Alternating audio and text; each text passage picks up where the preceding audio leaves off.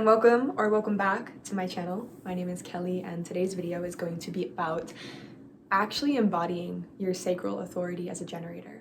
Some real life experiences I have had, and in particular, the most recent big sacral led decision that has really transformed my life for the better. And for those of you who are new here, I've been a student of, in living experimentation of, and a teacher of human design and various other astrological and embodiment modalities.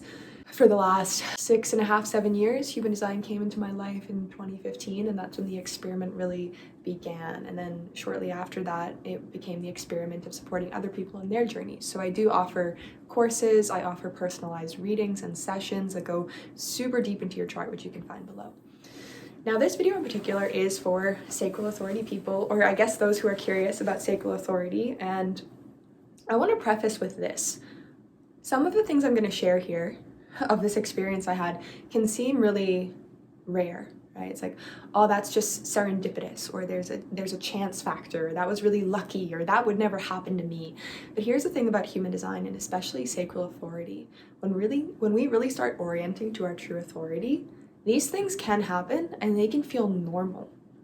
The experience I'm going to share with you of a sacral-led decision in my life, a real embodied experience of being a generator and navigating as a generator, is not new for me. And I don't say that like from an arrogant place. I say that tracking over the years of living this experiment, of really noticing how my sacral has led me to exactly where I need to be and to miracles I could have never imagined just by listening. Our biggest job as a generator is listen. Listen to your gut, listen to your environment, listen to what the stimuluses are that you can respond to and navigate from truth. By truth, I mean what your body is really telling you feel an opening and a yes to, because sometimes it might not be what you can imagine. So I'm going to share my experience of how I came to be living in Sedona, Arizona. For those of you who are new to my channel, I've been living in Arizona for the last 3.5 months, and specifically Sedona for 2 months. Previously, I was in California, and my heart did lead me to be there. It didn't feel like the exact place I really needed to be for this chapter in my life. That's all I can say. I was there for about 1.5 years between Southern California and Northern California, and although I had deep love for both of them, my heart was pulling me somewhere, and I couldn't quite exactly tell what it was. And one day I was sitting in meditation, and I'm going to share the whole story of this because I think it'll be vital. So get a cup of tea, get a snack, and maybe some of this can also overlay into your own life and give you an example, an embodied example of how you may be able to start engaging with your own sacral response in your life. As a 6'2", I'm just embracing my role as the storyteller, and I really hope and pray that it has some kind of transmission and transference for you. And I would love to hear that below. So I was in California. I had left Northern California, was doing a little like interim period in Southern California, figuring out where was the next spot. I knew it was just a nest, and my energy didn't feel settled there. I didn't feel really deeply held there. There was beautiful connections, beautiful space, but it wasn't quite, I can tell in my body, I can tell in my sacral when it's like, or uh-huh. And I was sitting in meditation one day. It was leading up to that May 16th, lunar eclipse that was happening in Scorpio. It was like a big thing, and I was sitting in meditation one morning, and my whole being told me, like, pack your bag, pack the car, you're going somewhere today. I was like, what? It's like 11 a.m. Where am I gonna go? What's happening? And then I did have a thought. There was like a friend's birthday happening in Northern California, and I had some connections there, and I was like, oh, is it Northern California? And my body was like, no. Not now, no. I was like, okay, that's really clear. And I was just sitting with it, and then I heard in my head, Arizona. I was like, Arizona, what? Like, why? I'd only been there once before. I took a brief jaunt to Sedona. I was like, okay, that feels good.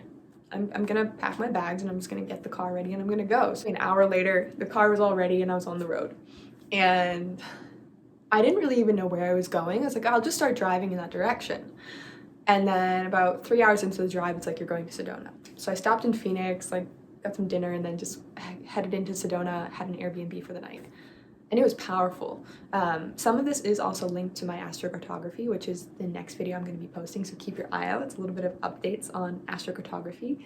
which is locational astrology, how we are uniquely impacted by different parts of the globe depending on our unique natal chart. It shows the kind of metaphysical archetypal relationship we have with different lands. It's so potent, and I do have an offer for that, an in-depth session where we explore your unique chart if you want to check that out.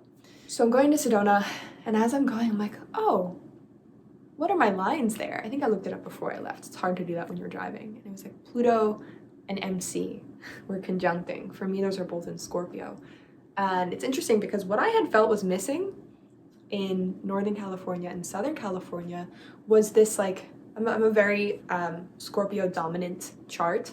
My chart's very Scorpio dominant. It makes up like 60% of my chart, so it's very important for me to feel that depth and that ability to go deeply into myself, but also deeply into my relationships, the land around me. And although I had that to an extent in California, I felt like I was like, the depth I wanted to go to wasn't really being reflected back to me in a way. And I hunger for that. So like, okay, it's just not right now.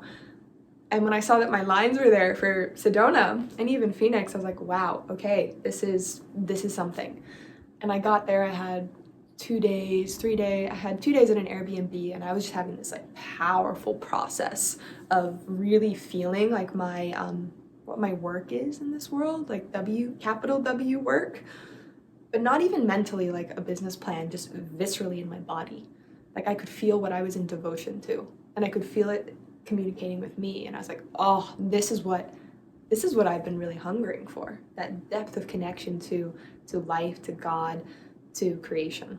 I had 4 or 5 days there. I did some camping as well out under the stars, and eventually it did come the time to head back. I had the lunar eclipse there. I was like bathing under the moon all night.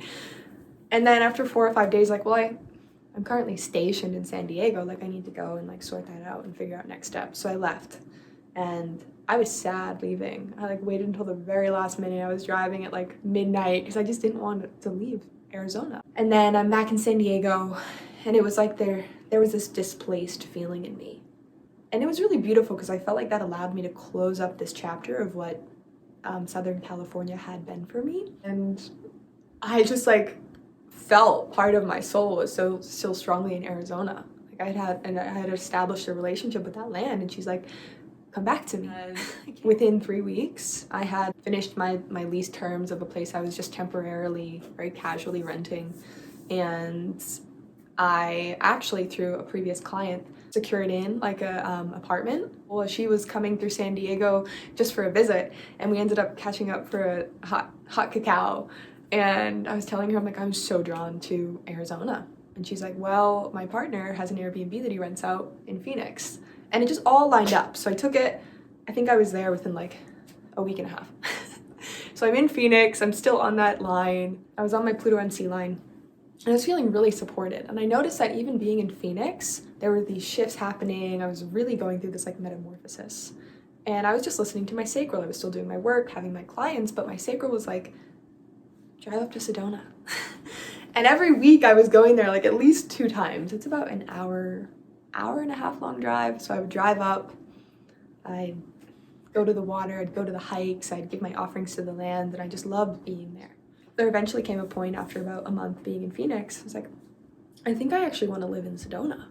I could feel that desire. Desire is my motivation type. If you don't know your human design motivation type, it's so powerful. It can give us a clear kind of like vista on how can we utilize our directive power, our directive inspiration in a healthy, aligned way for us. There's 6 different types. This is also something I cover in the readings that I offer. So mine is desire. And I was like, I do want to be like in the mountains and on that land. Like I just feel such a deep call to be there. And I was like, well, if it's supposed to happen, it will. And I don't know if any of you are familiar with Sedona, but it's actually quite challenging to find housing here because it's such a touristed place. A lot of homeowners are ceasing rent, like they're no longer taking on renters, and instead they're converting it into an Airbnb or a Verbo that they just like rent out the whole house to people. And a lot of people struggle to find housing here. And everyone I've spoke to said if Sedona wants you, she'll take you in, because Sedona's such a vortex. So I found one Facebook ad, and honestly, I didn't spend a lot of time on it because my sacral wasn't really enjoying the whole Facebook process. It was like a lot of hit and miss, and it just didn't feel like I was getting much result from that effort. But one person got back to me, and we booked in a meeting to like go meet them in their house, like the housemates, and see if it was a fit. But we had a phone call, and they were just like, he was asking me so many questions. I was like, this should just feel a little more easeful. He was asking me like 50 questions about all these different things. I'm like, wow, this is kind of intense. Like, would I want to live with someone who's like, all those things, right? Like, just meet me, feel me, let's connect, and like notice how that feels. And of course, there's practicalities and boundaries and living alignments, but like, do we really need to have like an hour-long conversation about questions before we even meet? But I was like, you know what? Give it a try. Say yes. This opened up. Say yes. And I did check in. I remember checking with my sacral that night in Phoenix. That's like, do I want to go meet this person? And I was like, I don't feel like it's what's going to be the end result, but like, yes, I want to go. And plus, I want to go to Sedona. So I went up the next day. It was a Sunday, and my gut, literally, I was driving in, and I was acknowledging the responses of what I could do. I could go on a hike, I could go to a cafe, I could go straight to the house. Like, it was very flexible. And my whole gut and body was like, go to that specific cafe. I was like, okay. So I went and sat at that cafe, pulled out my computer. I was doing some journaling and writing. And I noticed this man, like a few tables away, and we're just making eye contact. And I was like, oh, okay, like, hi. I'm genuinely quite friendly and open.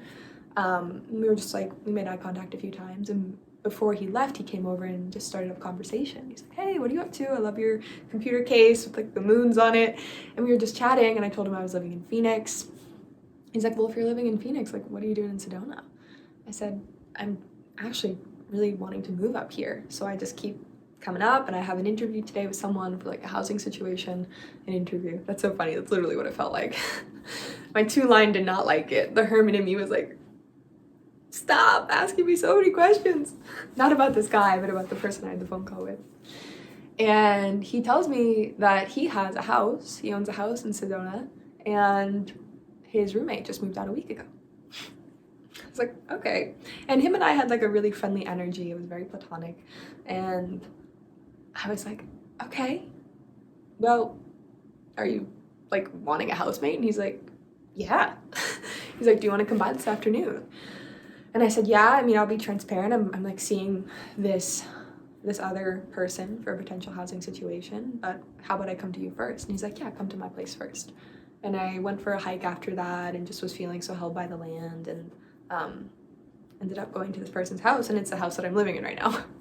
We hit it off great. The space is beautiful. It was exactly where I wanted. It's kind of like out of the main Sedona and more in one of like the outside districts, but it's only like a 15-minute drive. It just felt really supportive and clean and nourishing and creative. He's a fellow artist as well. He makes a lot of music. And I still went and saw the other people after, but I could just tell my whole gut was like, this isn't my home, But it was beautiful because that choice of decisions, right? Talk about sacral response. Let me break this down a little bit. Sacral response, especially for sacral authority generators, meaning you don't have the MG connection, you don't have an emotional authority, although it's somewhat similar for emotional authority. It's a step-by-step process. We can't predict the outcome. So, right, I had that one outreach from someone saying, hey, I'd love to meet you. Even though it wasn't a full yes with all the questions, it was still a yes. I was like, okay, I'm gonna follow up on this. But it led to me being in the right place at the right time at that cafe to meet that guy who had this house where I'm now living. And I just think that that's such a testament to what it is to have sacral authority. It's really honoring what feels good right now and what feels good right now, right? Like, I didn't even want to fully be in Phoenix when I knew I wanted to come to Arizona, but that's what opened up for me. That's what opened up for me, and I felt a yes in my body and a pull towards it. Whereas if I'm hyper-focused on, like, that's the destination it needs to be, it's not going to happen. Like, we can actually deter ourselves as generators when we try to have a really fixed outcome. Whereas actually when we let go of the outcome and we just take the steps that lead us there, it pans out exactly as it's supposed to. And that for me has been the biggest deconstruction of living the sacral authority. It's like, all I need to know is the next step. I knew Arizona, and then Phoenix opened up. I got to Phoenix, and I liked taking trips to Sedona. I got one yes from someone on a Facebook ad, and I went to Sedona so I could meet my housemate at that cafe and live there instead. And there have also, in the last 2 months of being here, been subsequent steps where I'm actually going to be moving out of this home and into a situation that is like something I really, really wanted at a heart level, but I didn't have a fixation on, and now it's coming into place. Living with a sister, living with a woman who's like, we're deeply aligned in our like soul work, and just like a woman's house. Like, I was so excited about that. So sacral response is step by step. We can actually kick ourselves in our own butts by trying to figure out the end game or the end result. It's more of a process of take the next step and the next step. And I know for any fellow sixes, if you also feel this can really test like the perfectionist part of us, because I definitely have that. And I'm like, but why would I make the effort if it's not going to be the thing that I want it to be and it's not as good as I want it to be? It's like, you just got to take the step. And I can't tell you how many times I've had experiences like this, where I trusted my gut, I followed the step, and it almost seemed like I was miracle working, but all I was doing was trusting step for step for step. So really, being a generator is the art of being deeply present.